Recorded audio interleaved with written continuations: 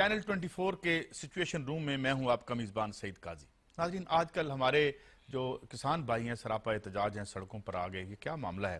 پہلے بھی کسانوں کی بڑی موومنٹ چلتی رہی، مگر یہ موومنٹ کیوں بن رہی ہے؟ اور پھر خاص طور پر ایک ایسا ملک جس میں جسے پلینز آف پنجاب ہم کہتے ہیں، جو پارٹیشن سے پہلے 40% غلہ پورے سب کانٹیننٹ کا پیدا کرتا تھا، اور پھر ایک ایسی جدید دنیا جہاں ایک دن میں فصل پیدا کی جا سکتی ہے، لوگ قید سے مرتے ہیں، جو پروڈیوس کرنے والے ہیں انڈیا میں خودکشیاں کر رہے ہیں، پھر ایک خودکشیوں کی لہر وہاں بھی آئی۔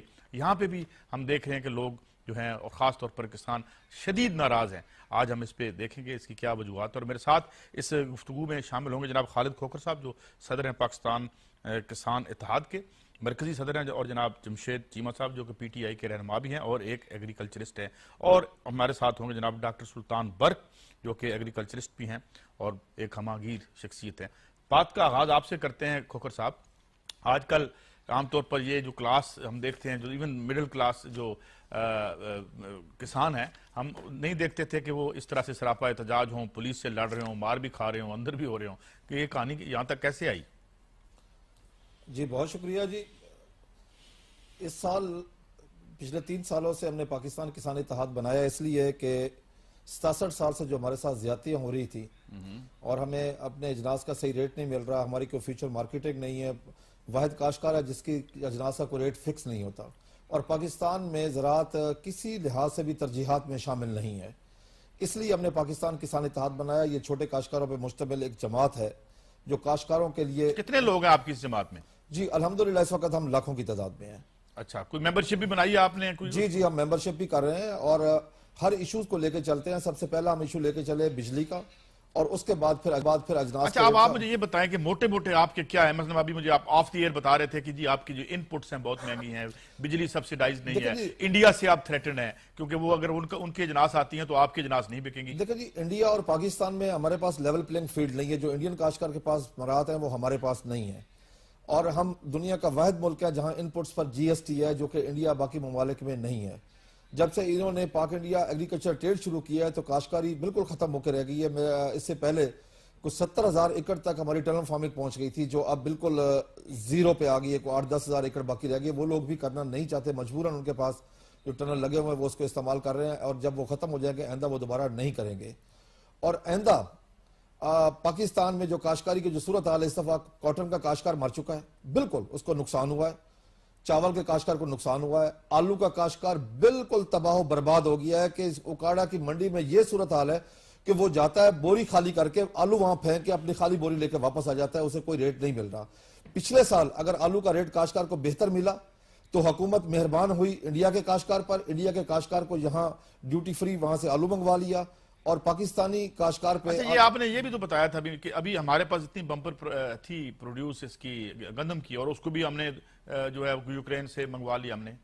دیکھیں جی، اس کے لیے تو میں وزیر اعظم سے مطالبہ کروں گا کہ جن لوگوں نے، جو لوگ اس میں انوالو ہیں یوکرین سے منگوانے کے لیے، تو ان کو کم از کم ان کو سزا پھانسی دی جائے، کیونکہ آپ کے پاس 40 سے 50 لاکھ ٹن فالتو گندم پڑی تھی نومبر دسمبر میں، جب 20 لاکھ ٹن کا آرڈر کیا گیا، اور صرف قاضی صاحب وہ حقیقت ہے وہ پیسے کمانے کے لیے منگوائی گئی، اور پاکستانی ایک بیکس کے لیے بالکل پاکستانی کاشتکار کو تباہ کرنے کے لیے منگوائی گئی، کیونکہ آج اس وقت پاکستانی کاشتکار کی بمپر کراپ کھڑی ہے، اور حکومت اب طریقے استعمال کر رہی ہے کہ ہم کس طرح کم سے کم ان سے خریدیں۔ باردانہ دینے کا طریقہ کار اتنا مشکل بنایا جا رہا ہے کہ کاشتکار کے باردانہ حاصل کرنا کئی دنوں کا کام ہوگا۔ وہ پٹواری کے پاس جائے گا، نیب سیزر کے پاس جائے گا، پھر تحصیلدار کے پاس جائے گا، پھر فوڈ والے کے پاس جائے گا، یعنی کہ ایسا طریقہ کار کے اس کو ذلیل و خوار کیا جائے گا۔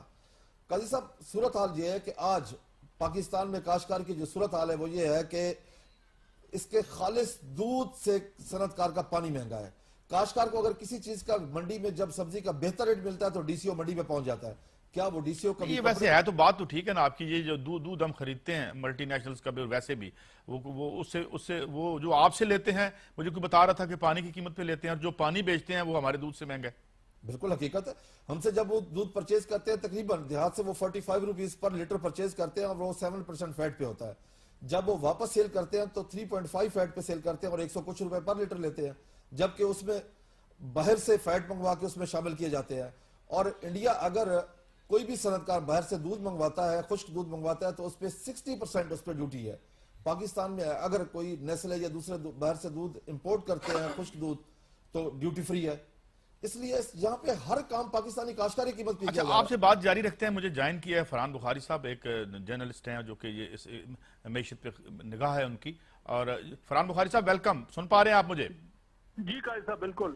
حضور یہ بتائیں, یہ بڑا زرعی ملک تھا اور اب یہ لگتا ہے کہ یہاں کے جو کارٹلز ہیں جو ان پٹس بناتے بھی ہیں یہ ہمارے جو کسان بھائی ہیں, اور ابھی گنے کا شور ہوتا ہے کہ وہ گنے والے پیسے نہیں دیتے, اور ادھر سپر رچ کارٹلز ہیں. کیا یہی وجہ ہے کہ آج ہماری زراعت اس مقام پہ آن پہنچی ہے؟ کیا سمجھتے ہیں آپ؟ جی آپ نے صحیح فرمایا, یہ زرعی ملک تھا, ہے نہیں, کیونکہ یہاں پہ زرعی معیشت کو بتدریج تباہ و برباد کیا گیا ہے.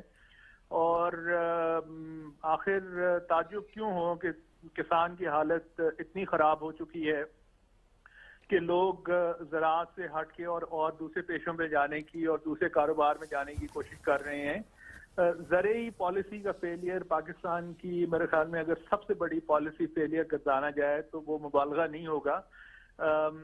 زرعی شعبہ ایک ایسا ہے جس میں اب پروڈکٹیوٹی, پروفٹ اور لاس کا مارجن کے درمیان جو فرق ہے وہ اتنا کم رہ گیا ہے کہ اب یہ فیزیبل نہیں ہے. ایک زمانہ تھا کہ لوگ کہتے تھے کہ زراعت میں کم سے کم بینک انٹرسٹ ریٹ سے زیادہ کمائی ہو جاتی ہے, لیکن اب صورتحال یہ ہے کہ بینکس جتنے انٹرسٹ ریٹ دے رہے ہیں, کئی کسان اور جو زراعت کی معیشت سے جو لوگ منسلک جو لوگ ہیں وہ بینک انٹرسٹ ریٹ سے بھی کم ان کی سالانہ کمائی ہوتی ہے. اب مسئلہ یہ ہے کہ مڈل مین آڑتی یا منڈیوں میں جو افراد بیٹھے ہیں وہ تو کاشتکار نہیں ہیں, اور وہ پیسہ ایک بڑی پیمانے پہ کما رہے ہیں, کاشتکار کو کچھ نہیں ملتا. اچھا یہ جو زرعی ترقیاتی بینک کا ایک رول ہوا کرتا تھا, اب کچھ لوگ شکوہ کرتے ہیں کہ وہ بھی کم ہو گیا ہے, اس کی فنڈنگ بھی کم. کیا خبر ہے آپ کے پاس اس ضمن میں ریحان صاحب؟ جی وہ بینک ہی بینک رہ گیا ہے, نہ اس کے پاس کوئی زراعت کے لیے کوئی کام کرنے کا ڈھنگ قاعدے قانون کا طریقہ ہے. ترقی تو بہت عرصہ پہلے ختم ہو گئی تھی,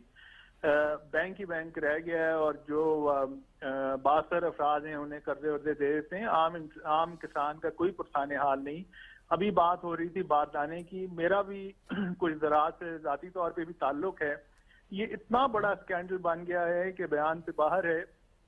اس وقت صورتحال یہ ہے کہ گندم کی فصل سر پہ ہے, کٹائی سر پہ ہے, اور آپ ڈسٹرکٹ آفٹر ڈسٹرکٹ میں جائیں, یعنی ضلع کے بعد دوسرے ضلع میں جائیں, تو آپ کو وہاں پہ عام لوگوں سے ہی معلوم ہوگا کہ اچھا فرحان صاحب آپ میرے ساتھ رہیے, میں دوسرے دوستوں کو بھی انگیج کرنا چاہتا ہوں. جمشید چیمہ صاحب ہمارے ساتھ ہیں. چیمہ صاحب آپ تو ایک ظاہر ہے پولیٹیکل ورکر بھی ہیں اور اس زراعت کے اس شعبے میں سے تعلق رکھتے ہیں.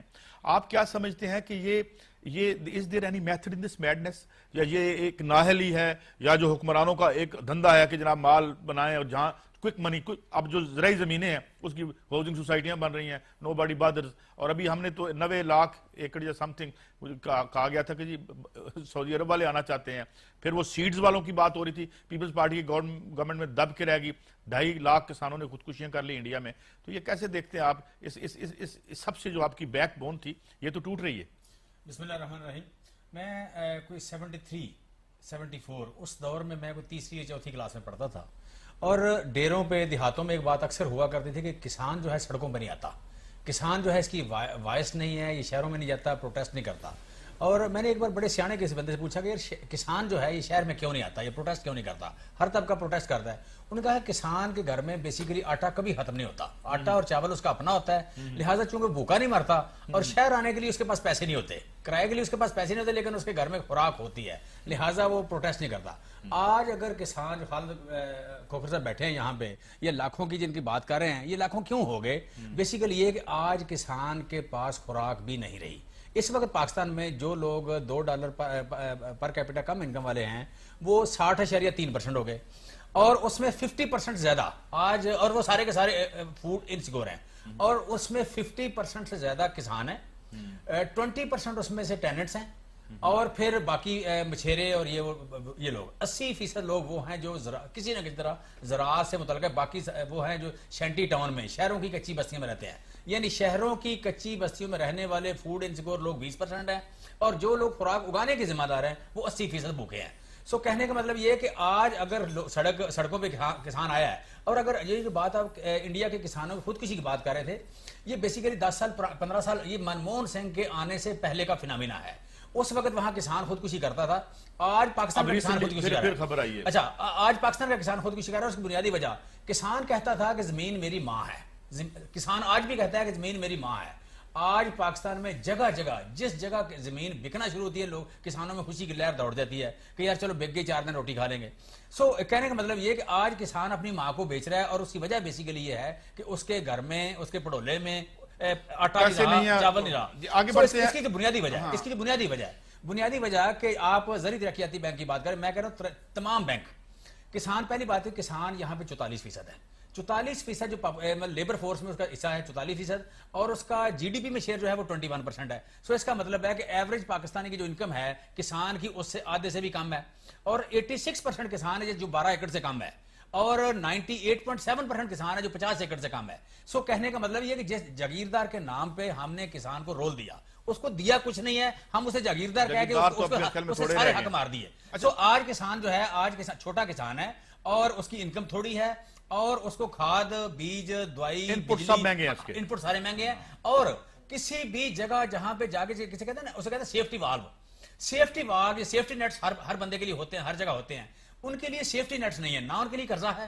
آج بینکوں کے ٹوٹل جو لون ہے, ٹوٹل لون میں 3.5%. جی میں بالکل جو زرعی قرضے ہیں بات کو آگے بڑھاتے ہیں. میں دوبارہ آپ کی طرف آؤں گا, سلطان برق صاحب کو گفتگو میں شامل کرتے ہیں. میں آپ سے ایک نظری سوال کرنا چاہتا ہوں. اتنا زرخیز علاقہ ہے یہ, اور ہم یہ دیکھتے ہیں کہ جب ہم پرانے جو فگرز نکالیں اگر 47 سے پہلے کے, تو یہ فیڈنگ گراؤنڈز اور یہ نام استعمال کیے جاتے تھے, برباد ہو گئے ہیں. پھر یہاں پہ ہم نے دیکھا کہ سیاسی طور پر جاگیرداری کا اجرا تو 1793 میں کیا. یہاں پہ پہلے تو اور موڈ تھا, ایشیاٹک موڈ آف پروڈکشن تھا. پھر 1960 میں ایوب خان کی بھی اصلاحات آپ نے دیکھی ہوں گی, آپ پولیٹیکل خانوادے سے ہیں, وہ بھی مکمل نہ ہو سکیں. پھر بھٹو صاحب کی کیا معاملہ ہے, کیا اتنے زرخیز علاقے ہیں, اتنے لوگ ہمارے اچھے جو پڑھے لکھے کسان ہیں, اور ہم بھوک سے مر رہے ہیں لوگ, اور یہاں بھی اور ہر جگہ پہ. آپ سمجھتے ہیں یہ اوورآل نظام جو ہے اسے لپیٹنا پڑے گا, ورنہ یہ زراعت جو باقی چیزیں تباہ ہو رہی ہیں ساتھ زراعت بھی تباہ ہو جائے گی؟ برق صاحب.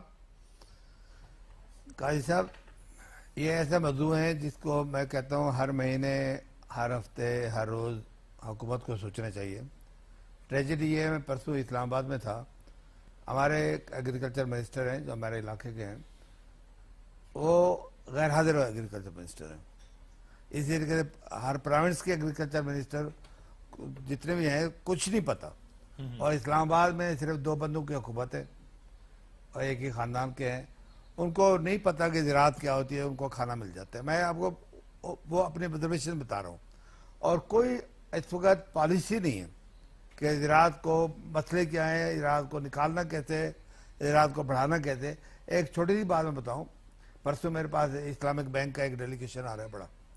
جب حساب کیا تو صرف 7% کسان ہیں جو زرعی قرضہ جو الوکیشن ہے وہ 7% ڈیمانڈ کو پورا کرتے ہیں. باقی 93% جو ڈیمانڈ ہے وہ پورے کرتے ہیں یا آڑتی یا یہ کھاد دینے والا. برق صاحب پھر وہ استحصال بھی کرتا ہے, وہ اصل جو مال بنا لیتے ہیں وہ تو میرے مڈل مین بنا. استحصال اس طریقے سے کہ جو بینک ریٹ ہے حالانکہ بہت زیادہ ہے, اس سے بھی 3 گنا وہ ان سے چارج کرتے ہیں.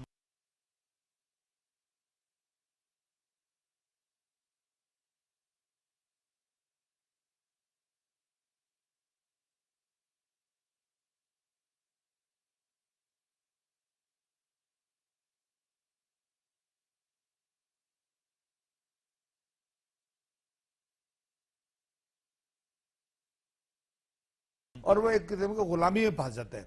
یہ جب ہم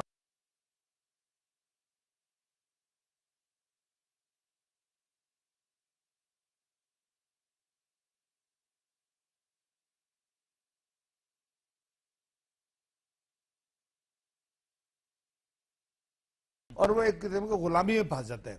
یہ جب ہم نے بتایا کہ بھئی صرف 7% ہم پاکستان ہیں, زراعت ہے اور بینک ہیں, بینکوں کا پیسے ہیں, وہ بینک کیوں نہیں دیتا؟ وہ جی ایک بینک والے راضی نہیں ہوتے. بھائی بینک والے کیوں نہیں راضی ہوتے؟ ایک کسان ہے 10 لاکھ کی زمین دیتا ہے, اس کے بدلے میں آپ اسے 50,000 قرضہ دیتے ہیں. پھر بھی کوئی سسٹم کی خرابی ہے جو آپ کو اس چیز سے ڈرا رہی ہے. ایک بینکر جو ہے وہ ایئر کنڈیشن کمرے سے نکل کے وہ ایک جائز کام نہیں کر سکتا, تو اس کا کام بینک میں رکھنے کا کیا ضرورت ہے؟ اچھا اس کے آگے میں ایک چھوٹی سی بات بتاؤں. ظلم یہ ہوا کہ جب ہماری انڈسٹریل ایریاز لاہور کے نزدیک سب سے درخیز ترین علاقہ بھائی پیرو وہاں انڈسٹریل زون بن گیا, جبکہ یہ اصولی طور پہ بننا چاہیے تھا چولستان میں جہاں. بر صاحب میں پھر سوال آپ سے کرتا ہوں. سوال یہ کہ اس کا مطلب یہ ہے کہ زمین ہو, اس ملک کے وسائل ہوں, جب سرکار میں آنے کا مطلب یہ ہے, اختیار ملنے کا مطلب یہ ہے کہ کوئک پکس جہاں سے ملیں, پیسے آپ کو ملیں, آپ دہاڑی لگائیں اور نکلیں, یہ ہے, یہ کہہ رہے ہیں آپ. اس سے یہ بھی پرائس کیپ لگائی جاتی ہے اور کہا یہ جاتا ہے کہ جناب یہ سینسیٹیو آئٹم ہے, شہروں میں پروٹیسٹ ہو جائیں گے اگر آٹے کی قیمت بڑھے گی. لیکن جب بین الاقوامی منڈیوں میں قیمت کم ہوتی ہے تو پھر وہاں کی قیمتوں سے بھی کم قیمت آپ اپنے فارمر کو دیتے ہیں. یہ کوئی عجیب سا ایک نظام ایسا بن چلا ہے کہ یہاں پہ بالآخر صرف اور صرف فیصلے ہوتے ہیں بڑے شہروں کی اسٹیبلٹی کے حوالے سے کہ وہاں پہ معاملہ دبدبا رہے.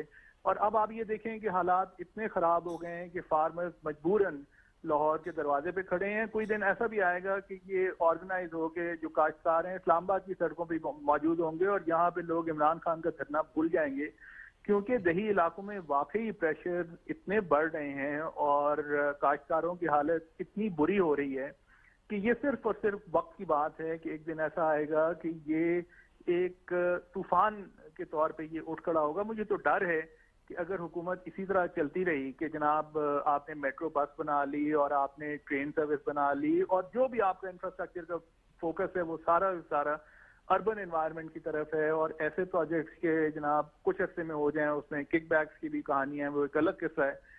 لیکن دیہی علاقوں میں آپ 0/0 آپ کا کام ہو رہا ہے. بڑی آپ نے اہم بات کی فرحان صاحب, بہت شکریہ آپ کا, آپ نے جو پوائنٹ آؤٹ کیا. فرحان صاحب نے جو اہم بات کی وہ یہ کہ یہ فینامنا بھی ہم ڈسکس کریں گے کہ ایک تو وہ کہ 1 ملین مارچ کوئی پارٹی کرتی ہے جس میں صرف 9 لاکھ اور 90,000 بندے کم ہوتے ہیں, وہ ٹی وی میڈیا پہ بھی وہی آ رہا ہوتا ہے اور وہ ملین مارچ چل رہا ہے. ایک ریئل موومنٹس جو بن رہی ہیں سوسائٹی میں, کسانوں کی بنی, اس کے علاوہ پرائیویٹائزیشن کے خلاف جو ہے ایک موومنٹ چل رہی ہے, کوئی اسے لیڈ نہیں کرتا. اور جو ہماری پارٹیز موجود ہیں, اور یہ بات خاص طور پہ ہم جمشید صاحب سے پوچھیں گے جب آتے ہیں واپس, مگر اس سے پہلے میں جب بریک پہ جا رہے ہیں اور بریک سے جب ہم واپس آئیں گے تو پوچھیں گے جناب کھوکھر صاحب سے کہ یہ جو مڈل مین ہے یہ کیسے استحصال کرتا ہے خاص طور پہ ایک چھوٹے کسان کا, اور وہ کس طرح سے قیمتیں جو عام آدمی تک جو پرائس جاتی ہے اس میں ایڈ ہو جاتے ہیں, 2-3 واسطے ہیں, اور جو اوپر بنانے والا ہے وہ بھی کچلا گیا اور جو خریدنے والا ہے اس کا تو کوئی پرسان حال ہی نہیں. ایک بریک لیتے ہیں, آپ ہمارے ساتھ رہیے گا, بریک کے بعد ہم اس پہ اور مزید روشنی ڈالیں گے.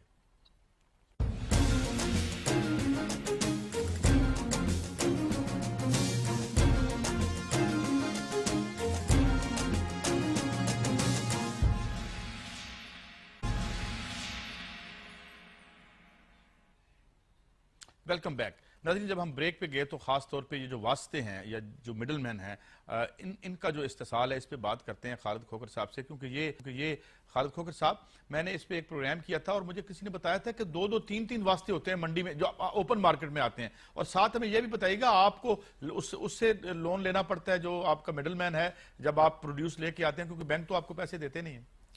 دیکھیں جی, کسان کا تو ہر جگہ استحصال ہو رہا ہے. میں تو بلکہ اس کا یہ کہوں گا کسان تو کنگال ہے پھر بھی استحصال ہے. مکر و ریا کا جال ہے, وعدہ تمہاری ڈھال ہے, رہبر کا جب یہ حال ہے, منزل نہ ہو کیوں بے نشان, کچھ بول میرے کارواں, ہم ہو رہے ہیں بدگماں. آڑتی کیا کرتا ہے جی, فرض کیا میرا آم کا باغ ہے, میں کوئی سبزی لگانا چاہتا ہوں تو آڑتی ہی ایڈوانس دے گا, کیونکہ بینک سے ہمیں کوئی سہولت مہیا نہیں ہے. کنڈیشنز کیا ہوتی ہیں جس پہ آڑتی آپ کو؟ اس کی کنڈیشن یہ ہوتی ہے کہ وہ جتنی بھی میری پروڈیوس ہوگی اس کی آڑت پہ جائے گی, اور اس کی مرضی ہے کہ وہ جو مرضی ریٹ لگائے. اور ایسا ہوتا ہے کہ فرض کیا میں پیاز اپنے 5 روپے کلو بیچ کے آ رہا ہوں تو ٹھیک 10 منٹ بعد ریڑی پہ آواز آ رہی تھی 30 روپے کلو. آج جب آلو منڈی میں 1 روپے کلو سے اوپر نہیں بک رہا, آپ چیک کر لیں اوکاڑا سے, تو ابھی آپ گلبرگ کی کسی مارکیٹ سے پتہ کر لیں تو 30 روپے کلو سے کم نہیں ہوگا. یہ ہے وہاں پہ کاشتکار کا ہر جگہ پہ استحصال ہو رہا ہے, کیونکہ اس کو وہ آڑتی بلیک میل کرتا ہے, کیونکہ کاشتکار کے پاس اتنا سرمایہ نہیں ہے, حکومت کی طرف سے کوئی سہولت نہیں ہے.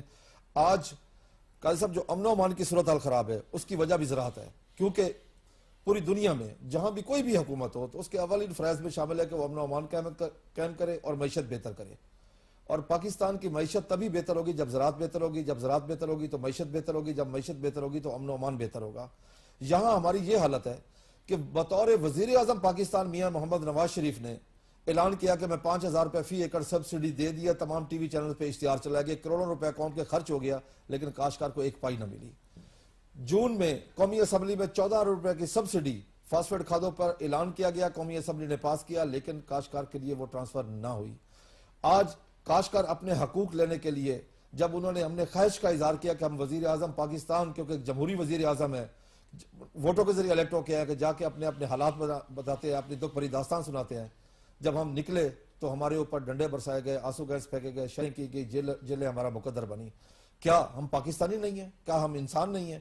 ہمارا اس وقت حکومت سے جو سب سے پہلا مطالبہ ہے وہ یہ ہے کہ ہمیں انسان تسلیم کریں اور پاکستانی تسلیم کریں، کیونکہ میں یہ سمجھتا ہوں کہ ہم کسانوں کو آج تک انہوں نے پاکستانی تسلیم نہیں کیا۔ اگر ہمیں پاکستانی تسلیم کیا جاتا تو ہمارے راستے نہ روکے جاتے۔ ہم احتجاج کر رہے تھے، احتجاج کرنا میں تو سمجھتا ہوں کہ سنت میاں محمد نواز شریف ہے، جب وہ خود کریں تو احتجاج جائز ہے، پھر وہ پاکستانی ہیں، وہ انسان بھی ہیں۔ اگر وہی پروٹیسٹ ہم پاکستان کے لیے کر رہے تھے، پاک انڈیا ٹریڈ پچھلے سال رکوانے کے لیے 31 مارچ کو ہم نکلے تھے، پاکستان کی بہتری کے لیے، پاکستان کی زراعت کی بہتری، معیشت کی بہتری کے لیے، کیونکہ انڈیا نے پہلے آلریڈی ہمارا پانی بند کیا ہوا ہے، اب وہ دانا بند کرنا چاہتا ہے تجارت کے ذریعے، کیونکہ ہمارے پاس وہ لیول پلینگ فیلڈ نہیں ہے۔ اس پہ بات کیجیے گا کہ یہ جو انڈیا سے کیوں تھریٹنڈ ہے آپ؟ نہیں، ہمارے پاس لیول پلینگ فیلڈ نہیں ہے۔ ان کو دیکھیں نا، بجلی مفت ہے، کھاد پہ 75% سبسڈی ہے، وہاں پہ سیڈ ایکٹ موجود ہے، کاشتکار کو ہر چیز اس کی دہلیز پہ ملتی ہے، وہاں پہ 26 کراپ کی امدادی قیمت دی جاتی ہے، پاکستان میں صرف گندم کی دی جاتی ہے، وہاں پہ گندم 100% حکومت اٹھاتی ہے، چاول 100% حکومت اٹھاتے ہیں، لیکن جہاں پر کوئی ایسا طریقہ کار نہیں ہے، کوئی ایسا میکنزم نہیں ہے، یہاں پہ کاشتکار کو کسی جگہ پہ کوئی تحفظ نہیں ہے۔ پوری دنیا چلی گئی فیوچر مارکیٹنگ پر، لیکن آج ہم بیٹھے ہیں، حکومت کیا کرتی ہے؟ یہ میں سمجھتا ہوں کھانے کے بہانے ہیں کہ 5 ارب سبسڈی دے دی آٹے پر رمضان شریف میں، وہ کیا ہوتا ہے؟ وہ سارے سکینڈل بن جاتے وہ ہیں۔ سارے، حالانکہ دنیا کا جو طریقہ کار ہے وہ یہ ہے، پاکستان کو دیں سبسڈی؟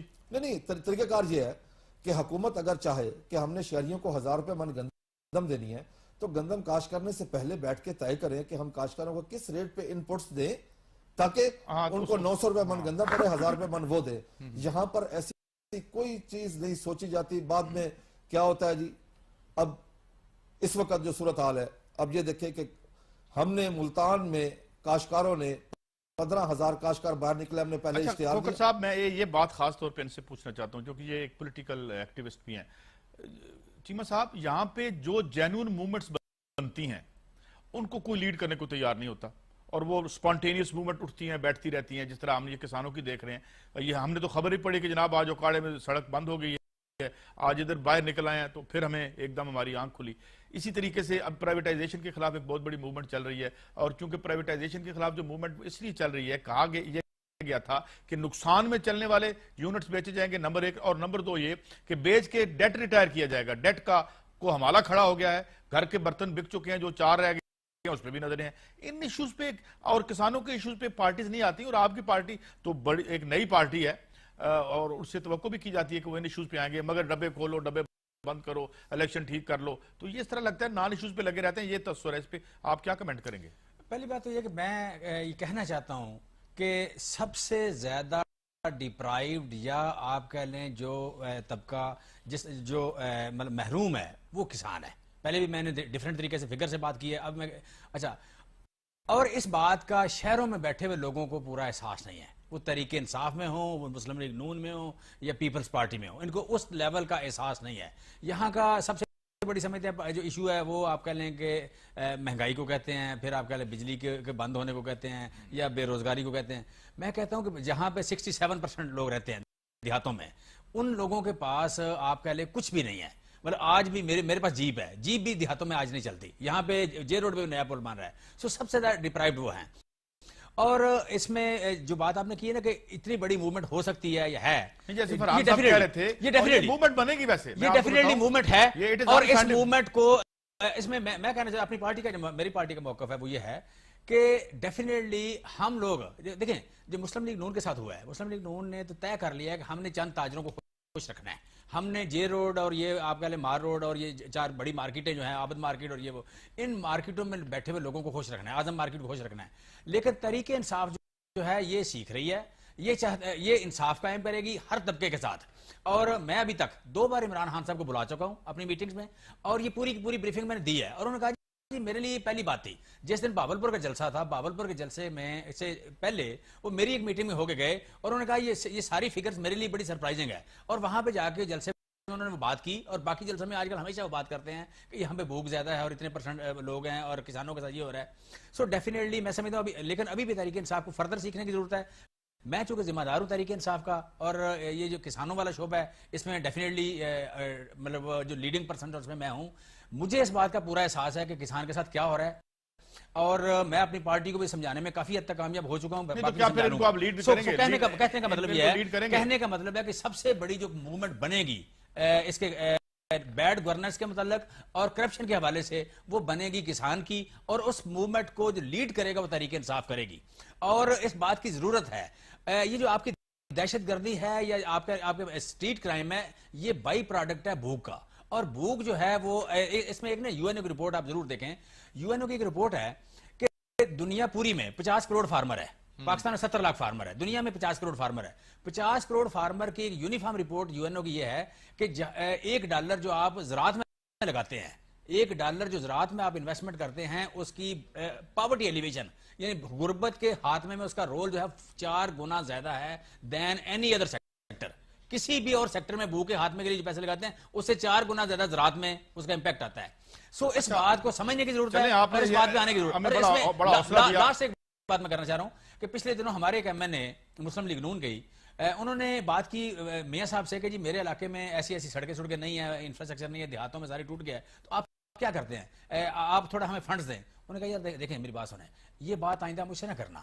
ہم کسانوں کی پہ سب سے بڑا احسان یہ کرتے ہیں کہ ہم ان سے گندم خرید لیتے ہیں, اس سے زیادہ اور کیا کریں ہم آپ کے لیے. سو جہاں پہ حکمرانوں کا لہجہ یہ ہے یا حکمرانوں کی سمجھ اتنی ہے, انڈرسٹینڈنگ اتنی ہے, تو پھر وہاں پہ آپ کہہ لیں کہ ان کے ہوتے ہوئے زراعت ٹھیک نہیں ہو سکتی, ان کے ہوتے ہوئے 44% فارمر جب بھوکا مرے گا, اور یہ جو بنے گی موومنٹ, اس موومنٹ کو لیڈ چلیں ہم بڑی خوشی کی بات ہے. فی الحال میں آپ سے آنیسٹلی آپ کو یہ بات بتاؤں کہ کوئی پارٹی میں آپ کی پارٹی کو نہیں کہہ رہا, باقی تو ویسے ہی فارغ ہو چکی ہے. اب برق صاحب میں آپ کی طرف آتا ہوں.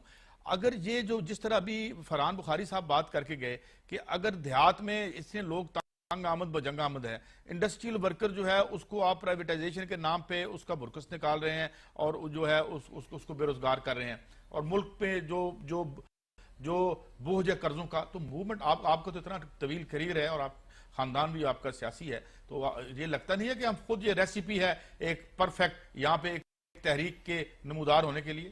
میں قاضی صاحب آپ نے بڑی خوبصورت بات کی ہے.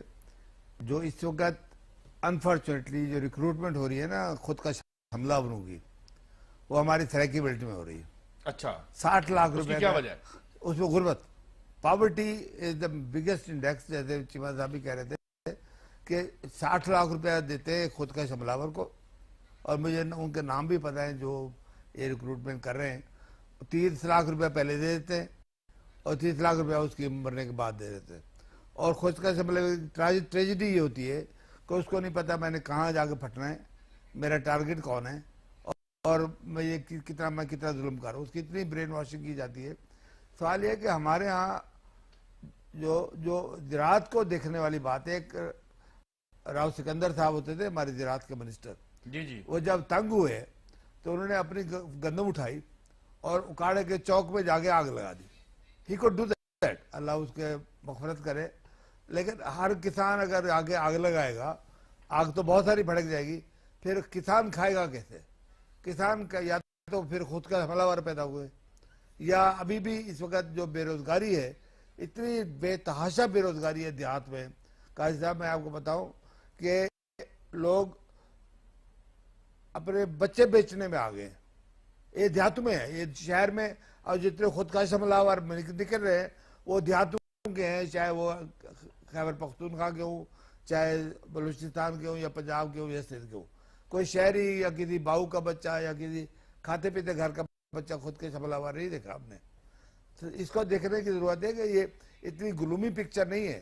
زراعت کو ابھی بھی ہم اگر 5-7 سال 10 سال محنت کریں, اور جیسے ہم نے پچھلے دفعہ بھی کہا کالا باغ ڈیم بنایا اور پانی ایک علیحدہ فیکٹر ہے, اس کو ہم ریسکیو کر سکتے ہیں. لیکن کوئی کرے گا تو ہوگا کام. تو کرنے سے ہوتے ہیں. اس وقت کوئی بندہ ایگریکلچر کے اوپر کوئی پالیسی نہیں ہے, کوئی بندہ دیکھ نہیں رہا. میں ایک چھوٹی سی انفارمیشن دے دوں چیمہ صاحب کے لیے بھی اور کھوکھر صاحب کے لیے بھی. 8 سے 9 ہزار ایگریکلچر ورکر ہے زراعت ڈپارٹمنٹ میں. ان کا کام ہے کہ کسان کو بتائیں کہ جی یہ کھاد اس وقت ڈالو, فلاں وہ بیج ڈالو, فلاں یہ چیز ڈالو. سارے کے سارے 8,000 بندوں کے اوپر کروڑوں روپے مہینہ. فرق صاحب آپ ایڈوائزری کمیٹی کے ممبر ہیں, آپ نے نہیں, میں آپ کو ایک بات بتا رہا ہوں بڑی خوبصورت. ان میں سے کوئی بندہ فیلڈ میں نہیں ہے. وہ کسی M P A M N A کے گھر میں کام کر رہا ہے یا اس کے باغ کو گوڈی کر رہا ہے. کوئی بندہ, کوئی رابطہ نہیں ہے, کوئی اکاؤنٹیبلٹی نہیں ہے. میں کہتا ہوں اگلے دن ایک سیکرٹری بہت اچھے بندہ ہے, سیکرٹری ایگریکلچر فیڈرل, وہ اس کے خون میں زراعت کا خون ہے, لیکن اس کو جب بات کی کہنے لگے جناب بات ہے آپ کیسے کریں. پرسوں کی میں بات بتا دوں. پرسوں اسلام آباد میں ایک ادارہ ہے پاکستان ایگریکلچر ریسرچ کونسل. میں گاڑی میں بیٹھا ہو چلا گیا, national agriculture research council, Pakistan agriculture research. اس میں اتنے بڑے بڑے نام لکھے ہوئے, اتنے بڑے پی ایچ ڈی لکھے ہوئے, کام وہ دھیلے کا بھی نہیں ہو رہا. میں کہہ رہا ہوں کہ اگر یہی ایکٹیویٹ ہو جائیں, انہی کو آپ انیشلائز کر لیں, تو پورے اسلامک امہ کے لیے یہ ایگریکلچر یونیورسٹی بن سکتی ہے. اس کو مطلب اس میں لوگ ٹریننگ لے سکتے ہیں. سب خرچہ ہو رہا ہے, آؤٹ پٹ زیرو ہے. اب اکاؤنٹیبلٹی کون کرے گا؟ میں کروں گا, آپ کریں گے. یہ ایک بریک کا وقت آ گیا برق صاحب, پھر ہم بریک کی طرف جاتے ہیں. مگر جب آئیں گے آپ سے بھی چیمہ صاحب, آپ سے بھی اس کا جو ہے ان پٹ لیں گے. لیکن جو خاص طور پہ جو سوال ہم نے اٹھایا ہے کہ تنگ آمد بجنگ عاملہ ہے, لوگ باہر نکل رہے ہیں اور ظاہر ہے پارٹیز بھی انہیں لیڈ نہیں کر رہی. مگر ایک اور نقطہ بھی ہم اٹھائیں گے اس میں کہ کیا ایک سسٹیمک فیلئر بھی ہے, کیا ہم زراعت کو اسی پسماندہ اور ان سینچریز اولڈ, میں جب گزرتا ہوں اس موٹر وے سے تو میں دیکھتا ہوں کہ ایک جدید موٹر وے پہ ہم جا رہے ہوتے ہیں اور دور مجھے وہ 5,000 سال پرانا حال بھی نظر آ جاتا ہے, یعنی اس کا میرا زمینی فاصلہ تو چند 100 گز کا ہوتا ہے مگر زمانی فاصلہ ہزاروں سال کا ہے. یہ نظام ایسا ہے جس نے ہمیں باندھ کے رکھا ہوا ہے. اس نظام کی جو ہمیں یہ بندشیں توڑ کے آزاد کرانے ہوں گے اپنے ذرائع پیداوار, یا پھر یہ کیا سلسلہ ہے, واپس جب آئیں گے تو اس پہ بات کریں گے اپنے فاضل جو ہمارے تجزیہ کار ہمارے ساتھ موجود ہیں. آپ ہمارے ساتھ رہیے.